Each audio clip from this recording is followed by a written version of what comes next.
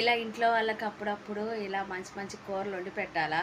అలా వండి పెడితే అప్పుడప్పుడు ఇక డబ్బులు అడిగినప్పుడల్లా ఇస్తారు. లేకపోతే మన మొహం తిడతారు. అందుకే ఇంట్లో ఎప్పుడైనా సరే మన భర్త గారి దగ్గర నుంచి డబ్బులు తీసుకోవాలి అంటే మంచి మంచి కూరలు వండి పెడదాము. అందుకే ఈరోజు మా ఆయన కోసం కాకరకాయ కూర అయితే చేసిన. ఇంకా నా కోసం అయితే మా ఫ్రెండ్ అయితే ములక్కాయలు ఇచ్చింది. ఇంకా వచ్చేసి వండేసిన. ములక్కాయలు ఎన్నిసార్లు అయినా వండుకుంటా, చాలా ఇష్టము. కూర అయితే చాలా బాగుంది. ములక్కాయ కూర, కాకరకాయ ఫ్రై చాలా బాగుంది. మీరు కూడా తయారు చేసుకొని టేస్ట్ చేయండి. ఈ వీడియో నచ్చితే సపోర్ట్ చేయండి. మరో వీడియోలో మళ్ళీ కలుస్తాను. ఈరోజు మా ఇంట్లో అయితే కాకరకాయ కర్రీ అయితే చేశాను. టేస్ట్ అయితే మామూలుగా లేదు, ఇంకా సగం అయిపోయింది ఆల్రెడీ. అయితే నాకెంతో ఇష్టమైన ములక్కాయ కర్రీ అయితే చేశాను.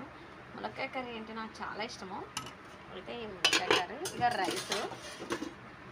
కాకరకాయ కర్రీ మాత్రం ఈరోజు చాలా బాగుంది, చాలా మంచిగా వచ్చింది. ఇక రైస్ అయితే కొద్దిగా పెట్టేసుకున్నాను. ములక్కాయ కర్రీ వేసుకున్నాను, కాకరకాయ కర్రీ, ఓన్లీ పెరుగు మాత్రమే. మీ ఇంట్లో ఏంటిదో కామెంట్ చేయండి.